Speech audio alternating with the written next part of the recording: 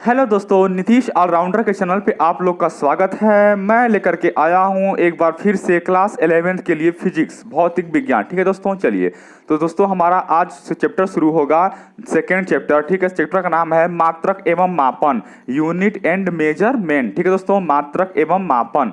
तो दोस्तों सब लोग ध्यान से मेरी बात को सुनिएगा। दोस्तों आप आज हम जानते हैं कि मापन क्या होता है, जिसको कहते हैं इंग्लिश में मेजरमेंट। ठीक है दोस्तों, आप किसी राशि को माप लीजिए तो उसका आपको मान मालूम हो जाएगा। ठीक है, वही दोस्तों क्या कहलाता है, मापन।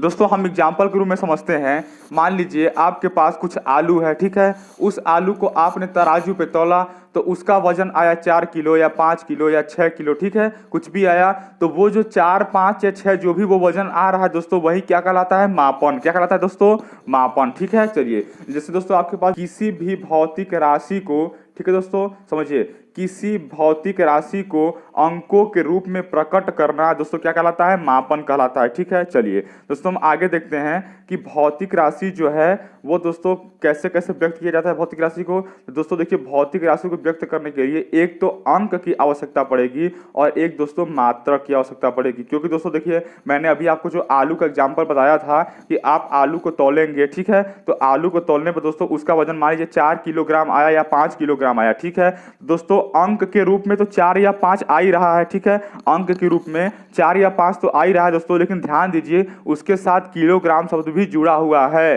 दोस्तों जो किलोग्राम शब्द जुड़ा है उसको मात्रक कहते हैं। ठीक है दोस्तों, क्या कहते हैं, मात्रक कहते हैं। उस इसी दोस्तों कोई भी भौतिक राशि हो वो मात्रक के बिना अधूरा है। ठीक है, यदि आप सिर्फ यदि आप किसी चीज का मापन बताएंगे किसी को और सिर्फ अंक बताते हैं तो वो आधा अधूरी बात कहलाएगी। ठीक है दोस्तों, जैसे देखिए दोस्तों समझिए, आप जो है कि कुछ दूर जाते हैं और मान लीजिए आप अपने घर से 2 किलोमीटर गए। ठीक है, अपने घर से आप 2 किलोमीटर दूरी पे गए, लेकिन अगर कोई पूछेगा कि आप कितनी दूर गए थे तो यदि आप उसको बताएंगे कि मैं 2 गया था, मैं क्या गया था, 2 गया था, तो दोस्तों वो आधा अधूरी बात है।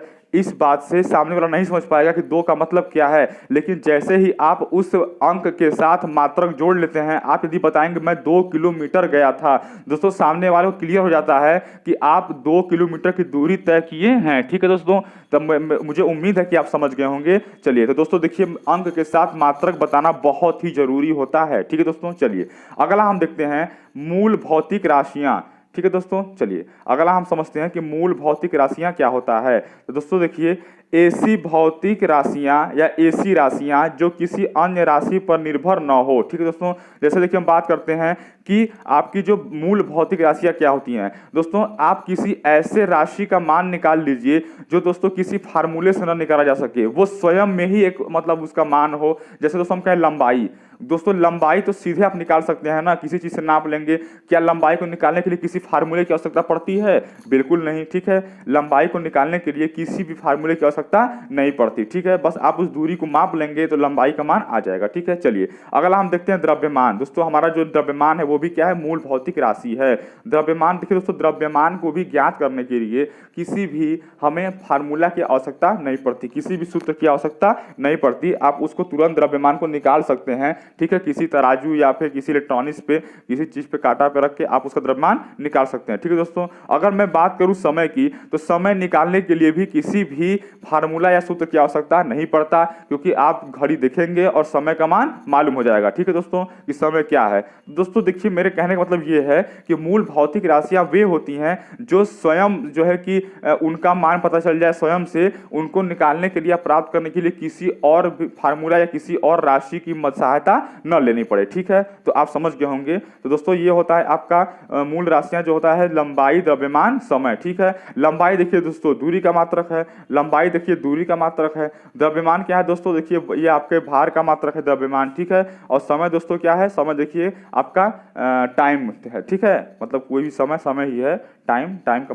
दोस्तों हम नीचे देखते हैं सीजीएस पद्धति। क्या दोस्तों, अगला सीजीएस पद्धति क्या होता है, चलिए दोस्तों एकदम एकदम दोस्तों केयरफुली समझिएगा मेरी बातों को। यदि आपको दोस्तों कोई भी प्रॉब्लम रह जाती है तो मुझे कमेंट में जरूर बताइएगा, मैं अगले वीडियो में वो प्रॉब्लम आपको जो है कि आपका क्लियर कर दूंगा, ठीक है। चलिए दोस्तों देखिए आपका है सीजीएस पद्धति। दोस्तों सीजीएस पद्धति क्या होता है दोस्तों, ऐसा पद्धति जिसमें जो है कि मान लीजिए दोस्तों हम किसी भी चीज का मेजर किए, ठीक है, यदि हम किसी भी वस्तु का मेजरमेंट कर रहे हैं, माप रहे हैं, तो दोस्तों उसका लंबाई आना चाहिए सेंटीमीटर में, ठीक है।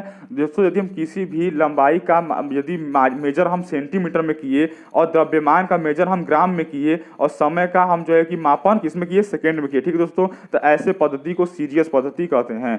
जैसे कि आपको याद करने का मैं सिंपल से तरीका बता देता हूं। देखिए दोस्तों सीजीएस पद्धति में ही आपका सब कुछ छिपा हुआ है। देखिए सी का मतलब हो गया सेंटीमीटर, ठीक है, सी का मतलब क्या हुआ दोस्तों, सेंटीमीटर। जी का मतलब दोस्तों क्या हो गया, ग्राम, ठीक है। और देखिए दोस्तों एस का मतलब क्या हो गया, सेकेंड। सी का मतलब सेंटीमीटर, जी का मतलब ग्राम और एस का मतलब सेकेंड, ठीक है दोस्तों। यही कहलाता है सीजीएस पद्धति, ठीक है दोस्तों। तो आप समझ गए होंगे। अगला देखते हैं दोस्तों एफपीएस पद्धति। देखिए दोस्तों ये आपके नाम में ही छिपा हुआ है दोस्तों। यदि लंबाई का हम मेजर किसमें करें, फीट में, एफ का मतलब होता है फीट, ठीक है। लंबाई का मेजर यदि हम फीट में करें, लंबाई का मापन हम यदि फीट में करें, ठीक है। और दोस्तों देखिए द्रव्यमान का मात्रक हम पौंड में, ठीक है, द्रव्यमान का मापन हम किसमें करें, पौंड में। और दोस्तों समय का मात्रक जो है किसमें होगा, समय का मापन सेकेंड में, ठीक है।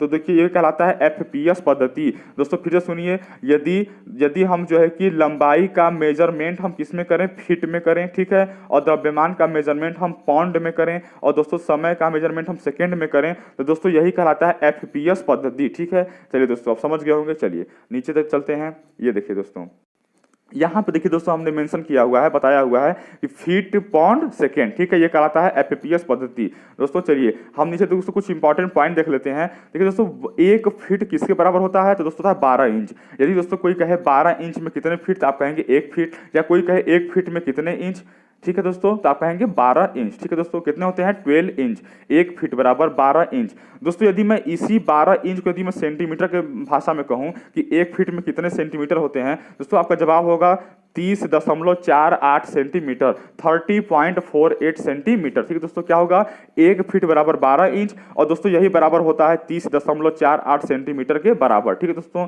आप समझ गए होंगे। चलिए दोस्तों आगे हम देखते हैं कि एक देखिए दोस्तों 1 इंच बराबर होता है 2.54 सेंटीमीटर, ठीक है दोस्तों। यदि आपसे कोई कहता है कि 12 इंच में कितने सेंटीमीटर, तो दोस्तों यहाँ पे तो लिखा है 30.48 सेंटीमीटर, लेकिन दोस्तों आप 12 इंच में दोस्तों आप किससे गुणा कर देंगे, 2.54 से गुणा कर देंगे, तो आपको दोस्तों आपको 12 इंच में कितने सेंटीमीटर में दोस्तों मालूम हो जाएगा, ठीक है। चलिए दोस्तों आप समझ गए होंगे कि 1 इंच बराबर 2.54 सेंटीमीटर, ठीक है। चलिए दोस्तों है आपका 1 पौंड, ठीक है। तो दोस्तों 1 पौंड में होता है 454 ग्राम, ठीक है। दोस्तों आपसे यदि कोई कहे कि 1 किलोग्राम में कितने पाउंड होंगे, ठीक है, 1 किलोग्राम में कितने पाउंड होंगे, दोस्तों कुछ नहीं करना, पहले आप 1 किलोग्राम को पहले आप ग्राम बदल लीजिए, ठीक है। तो 1 किलोग्राम बराबर होता है 1000 ग्राम, ठीक है, 1000 ग्राम। अब दोस्तों आप क्या करिए, 1000 ग्राम में आप 454 से डिवाइड कर दीजिए, ठीक है, 454 से आप भाग दे देंगे, तो दोस्तों इसका मान जो आएगा वो पाउंड में आएगा, ठीक है। क्या आएगा दोस्तों, पाउंड में आएगा, ठीक है। चलिए तो दोस्तों हम आगे देखते हैं एमकेएस पद्धति, ठीक है दोस्तों। चलिए नंबर 3 है हमारा दोस्तों एमकेएस पद्धति। दोस्तों देखिए आपको मैं जैसे बता रहा हूं कि आपके पद्धति से ही मालूम चल जाता है कि इसमें क्या चीज कैसे होगा। दोस्तों देखिए यहाँ पे एम लिखा है, तो यहाँ पे जो लंबाई जो होगा वो मीटर में होगा, किसमें दोस्तों, मीटर में होगा, ठीक है। और तो के का मतलब होता है किलोग्राम, यानी दोस्तों जो द्रव्यमान होगा वो किलोग्राम में होगा, ठीक है। और यहाँ पे देखिए दोस्तों टाइम की बात हो रही है, टाइम होगा दोस्तों सेकेंड में, ठीक है दोस्तों। आप एक बात नोटिस कीजिए कि हमने तीनों पद्धति को बताया, ठीक है, सीजीएस बताया, ठीक है दोस्तों, एफपीएस बताया, एमकेएस पद्धति बताया, तीनों में दोस्तों देखिए समय जो है वो सेकेंड में ही है। बाकी दोस्तों आपका द्रव्यमान बदल रहा है और दूरी का मात्रक बदल रहा है, ठीक है दोस्तों। चलिए दोस्तों हम बात कर रहे थे एमकेएस पद्धति। दोस्तों एमकेएस पद्धति में नाम से ही मालूम चल पा रहा है कि एम जो है वो मीटर में होगा, यानी जो लंबाई है वो मीटर में होगा, ठीक है दोस्तों। और के देखिए जो है वो के का मतलब हुआ किलोग्राम, यानी जो द्रव्यमान होगा वो किलोग्राम में होगा। और देखिए दोस्तों एस मतलब समय, समय मतलब सेकेंड, ठीक है, समय मतलब सेकेंड। चलिए दोस्तों आगे हम चौथा देखते हैं। चलिए दोस्तों अब हम चौथा देखते हैं कि चौथा हमारा है एसआई सिस्टम, यानी एसआई आपका यूनिट, ठीक है दोस्तों। इसका पूरा या इसको कह सकते हो एसआई पद्धति भी कह सकते हैं, ठीक है। तो दोस्तों एसआई का नाम होता है इंटरनेशनल सिस्टम ऑफ यूनिट। क्या होता है दोस्तों? International system of unit. यानी दोस्तों देखिए मेरी बात को समझिए, कुछ ऐसे मात्रक होते हैं जिनको इंटरनेशनल लेवल पे वही बोला जाता है, ठीक है। तो ऐसे कौन से होते हैं हम देखते हैं। यानी कि आप यहाँ रहिए चाहे विदेश में कहीं रहिए, वो लगभग वही यूज होता है, चेंज नहीं होता। तो दोस्तों इंटरनेशनल सिस्टम ऑफ यूनिट का मतलब यही है, एसआई पद्धति का मतलब यही है, ठीक है दोस्तों। चलिए हम देखते हैं, समझते हैं। चलिए तो दोस्तों हम पहले बात करते हैं मूल मात्रक। दोस्तों देखिए प्रकृति में आपके 7 मूल मात्रक होते हैं। दोस्तों कितने मूल मात्रक होते हैं? 7, ठीक है, 7 मूल मात्रक होते हैं। दोस्तों नंबर 1 पे आता है लंबाई। दोस्तों बहुत इंपॉर्टेंट है, या फिर किसी भी एग्जाम में पूछ लेता है आपके, चाहे तो आपके 11th आपके एग्जाम में पूछ लेगा, चाहे तो जो है कि आपको किसी भी कंपटीशन में पूछ लेता है, बोलता है कि निम्नलिखित में से कौन मूल मात्रक है। दोस्तों 3 कोई और मात्रक दे देगा और इसमें से कोई एक मात्रक दे देगा, और दोस्तों आपको याद नहीं रहेगा तो आप क्वेश्चन गलत कर बैठेंगे, ठीक है। इसलिए दोस्तों मेरी बातों को ध्यान से सुनिए कि मूल मात्रक 7 होते हैं, और कौन कौन होते हैं दोस्तों मैं ये भी बता रहा हूं। देखिए दोस्तों नंबर 1 पे होता है लंबाई। नंबर 1 पे लंबाई होता है दोस्तों। लंबाई का देखिए मात्रक होता है मीटर, ठीक है दोस्तों। क्या होता है मात्रक? मीटर। दोस्तों देखिए एसआई मात्रक हो गया आपका, ठीक है। जो दोस्तों नंबर 1 पे हो गया लंबाई, ठीक है, लंबाई का मात्रक होता है मीटर। नंबर 2 पे दोस्तों आपका मूल मात्रक होता है द्रव्यमान। द्रव्यमान का दोस्तों मात्रक होता है किलोग्राम, ठीक है दोस्तों। नंबर 3 पे होता है आपका समय। समय का मात्रक होता है सेकेंड। दोस्तों देखिए नंबर 4 पे होता है विद्युत धारा। दोस्तों ये सब देखिए क्या, ये सब मूल मात्रक है ना। विद्युत धारा का देखिए मात्रक होता है एम्पियर, ठीक है दोस्तों। हम धारा का मापन किसमें करते हैं? एम्पियर में करते हैं। आपके घर में दोस्तों जो भी करंट फ्लो होती है, आप बोलते हैं ना 5 एम्पियर, 6 एम्पियर, 7 एम्पियर, ठीक है। और दोस्तों देखिए वोल्टेज का जो मापन होता है वो वोल्ट में होता है, ठीक है। दोस्तों ये बात ध्यान रखे रहिएगा।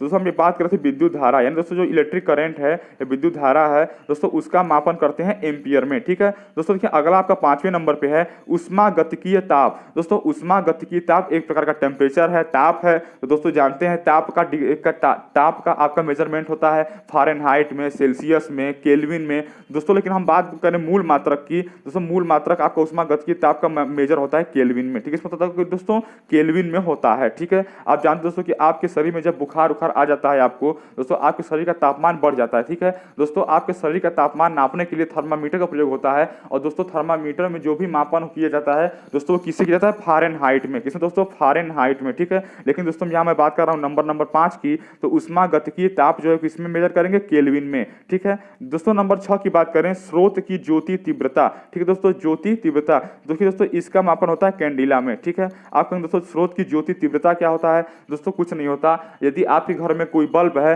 तो वो कितने तीव्रता से प्रकाश निकाल रहा है, ठीक है दोस्तों, यही कहलाता है स्रोत की ज्योति तीव्रता। स्रोत दोस्तों यानी वो हो गया जहां से प्रकाश निकल रही है, और ज्योति तीव्रता का मतलब ज्योति मतलब उसका प्रकाश, और तीव्रता मतलब कितनी तेजी से प्रकाश उसका है, ठीक है। तो दोस्तों स्रोत की ज्योति तीव्रता का मतलब हो जाएगा आपका कैंडिला, ठीक है दोस्तों, समझ गए होंगे आप। चलिए नंबर 7 हम देखते हैं पदार्थ की मात्रा। दोस्तों पदार्थ की मात्रा का जो मापन होता है वो होता है दोस्तों मोल में, ठीक है। 1 मोल, 2 मोल, 4 मोल, 6 मोल, 8 मोल, ठीक है। चलिए दोस्तों तो पदार्थ की मात्रा का दोस्तों जो मापन होता है वो मोल में होता है, ठीक है दोस्तों। अब किसी लड़के का नाम अनमोल हो तो ठीक दोस्तों मत समझ लीजिएगा कि वो पदार्थ की मात्रा है ना दोस्तों। अनमोल यदि रहे किसी लड़के का नाम तो मत कहिएगा ये पदार्थ की मात्रा है दोस्तों, वो तो उसका नाम है भाई।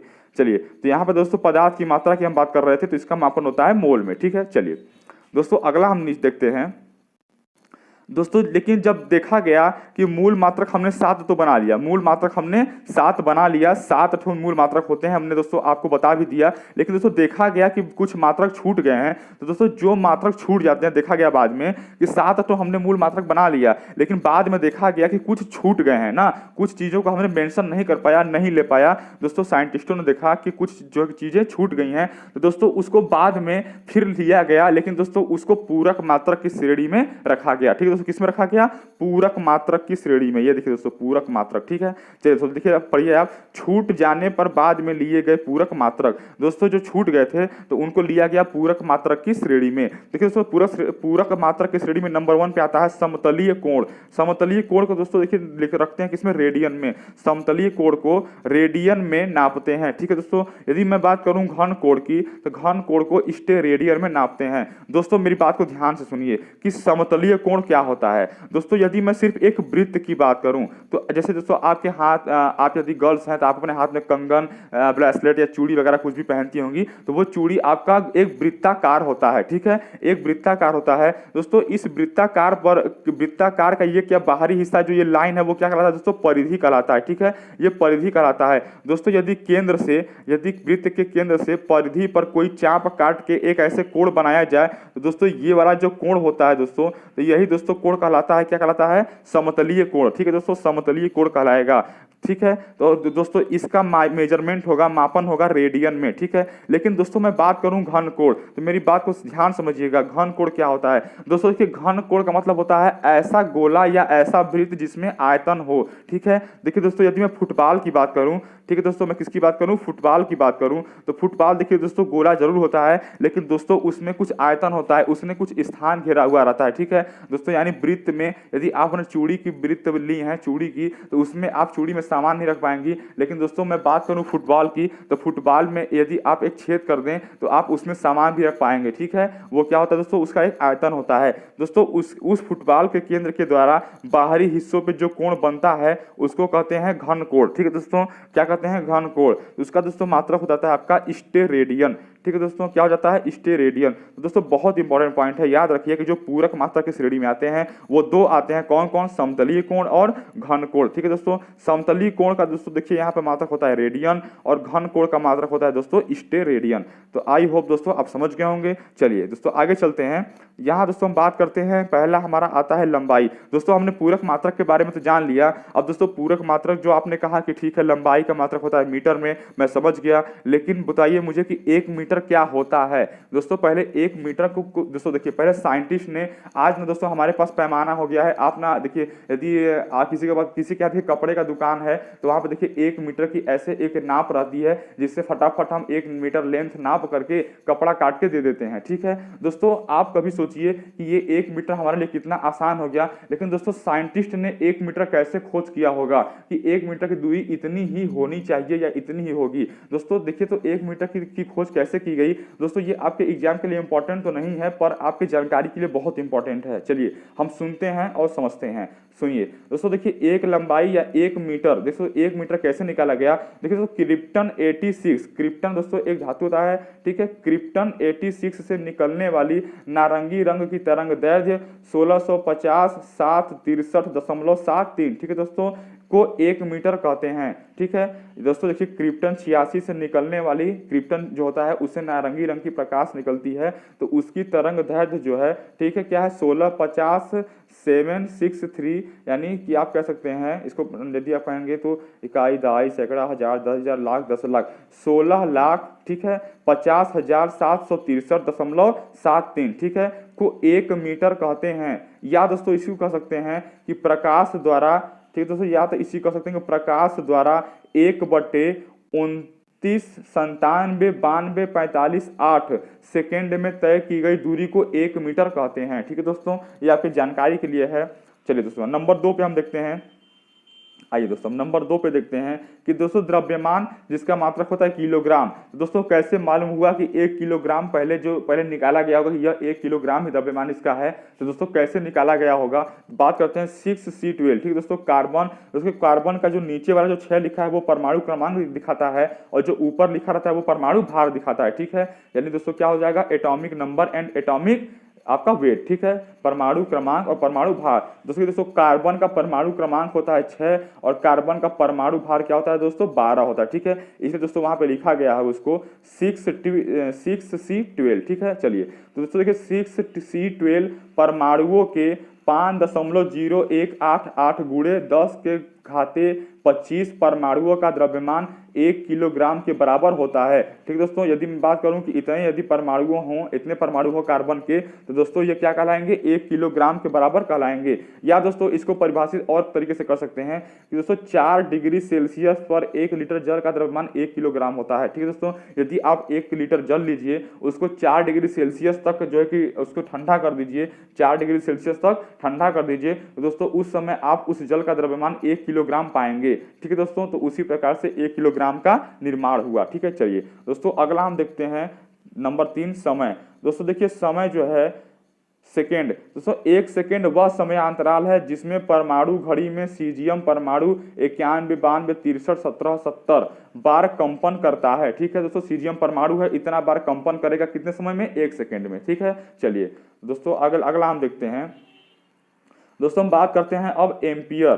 ठीक है, एम्पियर किसका मात्रक था दोस्तों? तो धारा का मात्रक था, विद्युत धारा का मात्रक। ठीक है, चलिए दोस्तों हम बात करें, 1 एम्पियर वह विद्युत धारा है। ठीक है दोस्तों, क्या है? 1 एम्पियर वह विद्युत धारा है जो निर्वात में 1 मीटर की दूरी पर स्थित 2 सीधे समांतर तारों में प्रवाहित होने पर तार की एकांक लंबाई 2 × 10⁻⁻7 न्यूटन का बल आरोपित करती है। ठीक है दोस्तों, क्या होगा आपका? एकांक लंबाई पर 2 × 10⁻⁷ न्यूटन का बल आरोपित करती है। ठीक है, यानी कितना? 1 मीटर की दूरी पर स्थित 2 सीधे समांतर तारों में दोस्तों वहां पे जो विद्युत धारा होगा वो कितना होगा? 1 एम्पियर होगा। चलिए तो दोस्तों अगला हम देखते हैं केल्विन। ठीक है, केल्विन। दोस्तों आप ये सब बातें नोट कर लीजिएगा, बहुत इंपॉर्टेंट है जानकारी की दृष्टि से। ठीक है, चलिए आगे हम देखते हैं केल्विन की 1 केल्विन किसके बराबर होता है। दोस्तों 1 केल्विन वह ताप है जो जल की त्रिक बिंदु उष्मागतिकीय ताप का 1/273.16वां भाग है। ठीक है, 1/273.16वां भाग है। दोस्तों ये क्या कहलाता है? आपका 1 केल्विन ताप कहलाता है। दोस्तों यदि मैं बात करूं, पिघलती हुई बर्फ तथा उबलते हुए जल के तापांतर के 100वें भाग को 1 केल्विन कहते हैं। ठीक है दोस्तों, यदि मैं बात करूं कि एक हम पिघलता हुआ बर्फ का ताप ले लें और एक खौलते हुए या उबलते हुए जल का ताप ले लें, दोनों के ताप में जितना अंतर होगा, जितना माइनस होगा, ठीक है, यदि उस माइनस वाले हिस्से को यदि मैं 100 से भाग दे दूं, यानी 100वां भाग निकाल दूं, तो दोस्तों वही कहलाता है 1 केल्विन। दोस्तों अगला हम देखते हैं कैंडिला। ठीक है, चलिए हम अगला देखते हैं कि कैंडिला क्या होता है। दोस्तों कैंडिला किसका मात्रक था? ज्योति तीव्रता का मात्रक था। ठीक है, स्रोत द्वारा ज्योति तीव्रता का मात्रक। चलिए दोस्तों पढ़ते हैं। एक कैंडिला कृष्णिका ब्लैक बॉडी के तल के लंबवत दिशा में 1/6 लाख वर्ग मीटर क्षेत्रफल से निकलने वाली ज्योति तीव्रता है, जबकि कृष्णिका का ताप प्लेटिनम के गलनांक के बराबर हो। ठीक है दोस्तों, ये आप पढ़ लीजिए, समझ लीजिए। दोस्तों यदि मैं बात करूं कि आप लोग के मन में एक सवाल होगा कि ब्लैक बॉडी क्या होता है, तो दोस्तों जो वस्तु गर्म होकर सबसे ज्यादा प्रकाश निकाले वही दोस्तों क्या कहलाता है? ब्लैक बॉडी कहलाता है। ठीक है, चलिए दोस्तों अगला हम देखते हैं 7 नंबर पे मोल। अगला देखते हैं दोस्तों 7 नंबर पे जो हमारा है मोल। मोल क्या होता है? 1 मोल पदार्थ की वह मात्रा है जिसमें पदार्थ की अवयवों की संख्या कार्बन 12 के 12 ग्राम या 0.012 किलोग्राम में उपस्थित परमाणुओं की संख्या के बराबर हो। दोस्तों यदि मैं बात करूं कार्बन 12 में जो है कि 12 ग्राम यदि हम ले उसका परमाणु, या दोस्तों 12 ग्राम को ही हम यदि 1000 से भाग दे दें तो ये किलोग्राम में आ जाएगा। 0.012 किलोग्राम में उपस्थित परमाणुओं की संख्या के बराबर होगा। ठीक है दोस्तों, तो उतना क्या होगा? 1 मोल होगा। ठीक है, यानी 0.012 किलोग्राम में उपस्थित जितने कार्बन के परमाणु होंगे वही क्या कहलाएंगे? 1 मोल कहलाएंगे। चलिए दोस्तों आगे हम देखते हैं जो अब हमारा जो पूरक मात्रक था। दोस्तों हम पूरक मात्रक में देखेंगे 1 रेडियन है। तो दोस्तों देखिए 1 रेडियन वह कोण है जो वृत्त की त्रिज्या के बराबर चाप द्वारा वृत्त के केंद्र पर अंतरित कोण होता है। ठीक है दोस्तों, यदि दोस्तों देखिए वृत्त की परिधि पर हमें कोई चाप ले लें और इस चाप द्वारा यदि मैं केंद्र को मिला दूं, दोस्तों ये जो कोण होगा यही क्या होगा? रेडियन होगा। ठीक है, क्या होगा दोस्तों? रेडियन होगा। चलिए दोस्तों आपको देखिए आपका फार्मूला आता है कोण बराबर चाप बटे त्रिज्या। यदि कोण निकालना हो दोस्तों तो परिधि पर जो चाप मिला है वो चाप का मान रख लीजिए, उसमें त्रिज्या से भाग दे देंगे तो आपको कोण का मान मालूम हो जाएगा। ठीक है, चलिए दोस्तों हम थोड़ा सा और देख लेते हैं। वृत्त के केंद्र पर संपूर्ण परिधि द्वारा अंतरित कोण 2 पाई रेडियन होता है। दोस्तों यदि मैं बात करूं कि देखिए यदि आप एक चक्कर पूरा घूम जाते हैं तो वो 360 अंश के बराबर हो जाता है। ठीक है दोस्तों, यदि मैं बात करूं चाप मेरा जो है वृत्त की पूरी परिधि हो, पूरी परिधि हो, ठीक है, तो उस समय केंद्र पर से कितना कोण बनेगा दोस्तों? तो देखिए दोस्तों कितना बन जाएगा आपका? 360 अंश बन जाएगा। दोस्तों 360 को मैं लिख सकता हूं 2 × 180, 2 × 180। और दोस्तों मेरी बात को ध्यान सुनिए, 180 को हम पाई लिख सकते हैं तो हो जाएगा 2 पाई। ठीक है दोस्तों, पाई का मान 180 अंश होता है, तो 180 की जगह पे हमने पाई लिख दिया, दोस्तों हो जाएगा 2 पाई। ठीक है दोस्तों, तो ये बात यही कही गई है कि वृत्त के केंद्र पर संपूर्ण परिधि द्वारा अंतरित कोण 2 पाई रेडियन होता है। दोस्तों यदि हम अगला बात करें स्टेरेडियन की, चलिए हम अगला बात करते हैं स्टेरेडियन क्या होता है। तो किसी गोले के पृष्ठ का क्षेत्रफल यदि त्रिज्या के वर्ग के बराबर हो तो उस पृष्ठ द्वारा गोले के केंद्र पर अंतरित घन कोण 1 स्टेरेडियन होता है। दोस्तों हमने पहले ही आपको बता चुका है कि स्टेरेडियन क्या होता है, वो एक गोले की कहानी है। ठीक है, गोला लेंगे, गोले में जो अंतरित कोण होगा उसके बाहरी पृष्ठ पर दोस्तों वो कहलाता है घन कोण। ठीक है, तो दोस्तों घन कोण का हम थोड़ा सा फार्मूला को देख लेते हैं। घन कोण बराबर होता है पृष्ठ का क्षेत्रफल बटे त्रिज्या स्क्वायर। ठीक है दोस्तों, ये होता है फार्मूला। चलिए दोस्तों, वीडियो मजे अगर आपको समझ में आ रहा है या नहीं भी आ रहा है दोस्तों, आप मेरे वीडियो को दोबारा देख लीजिएगा, जरूर समझ में आ जाएगा। ठीक है। और दोस्तों मैं फिर से बता दे रहा हूँ, ये सिर्फ आपकी जानकारी के लिए है और आपके दोस्तों फिजिक्स किताब में भी ये होगा और जानकारी के लिए दोस्तों आपके एग्जाम में नहीं पूछा जाता है। ठीक है। चलिए दोस्तों, यदि बात करें यदि पृष्ठ का क्षेत्रफल, तो दोस्तों क्या हो जाएगा, त्रिज्या स्क्वायर घनकोण बराबर गोले का संपूर्ण पृष्ठ बटे त्रिज्या स्क्वायर। ये हमने फार्मूला को बता चुका है। ठीक है। चलिए, तो गोले के केंद्र पर अंतरित संपूर्ण कोण दोस्तों कितना हो जाएगा, 4 पाई स्टेरेडियन होगा। ठीक है। यदि हम गोले के केंद्र पर संपूर्ण अंतरित कोण की बात करें तो कितना होगा दोस्तों, 4 पाई स्टेरेडियन। अगर दोस्तों वहीं हम बात कर रहे थे वृत्त पर, दोस्तों वृत्त पर 2 पाई आ रहा था, लेकिन गोले पर कितना आ रहा है दोस्तों, 4 पाई आ रहा है। ठीक है। चलिए दोस्तों, हम देखिए आपको यदि समझ में आया तो मेरे वीडियो को लाइक जरूर कीजिए। ठीक है। चैनल को सब्सक्राइब कर लीजिए यदि आप मेरे चैनल पर नए हैं तो। ठीक है दोस्तों, मैं आपको 11वीं की सारी तैयारियां इस पर करवा दूंगा दोस्तों। यदि मेरा इसके बाद जो अगला लेक्चर होगा वो दोस्तों बहुत बहुत बहुत इंपॉर्टेंट होगा, क्योंकि अगले चैप्टर में हम कुछ मूल मात्रक जान लिए, हम देखेंगे कुछ लंबाई के छोटे मात्रक। ठीक है। और उसके बाद आपको दूरी के छोटे या बड़े मात्रक हम देखेंगे। ठीक है दोस्तों, बहुत इंपॉर्टेंट है आपके हर न्यूमेरिकल एग्जाम में, या हर आप जो कि कोई भी न्यूमेरिकल लगाएंगे तो उस न्यूमेरिकल में यह जो कि वैल्यू बहुत इंपॉर्टेंट हो जाती है रखने के लिए। ठीक है दोस्तों, हम लंबाई के कुछ छोटे या बड़े मात्रक देखेंगे और दूरी के कुछ छोटे या बड़े मात्रक देखेंगे, कुछ द्रव्यमान के बारे में भी हम चर्चा करेंगे दोस्तों। अगला लेक्चर बहुत इंपॉर्टेंट होगा, इसलिए मेरे जो है कि चैनल को सब्सक्राइब जरूर कर लीजिए। ठीक है दोस्तों, चलिए बाय बाय। कुछ यदि आपको प्रॉब्लम रह जाती है इस वीडियो में तो कमेंट मुझे करके जरूर बताइए। ठीक है दोस्तों, चलिए बाय बाय।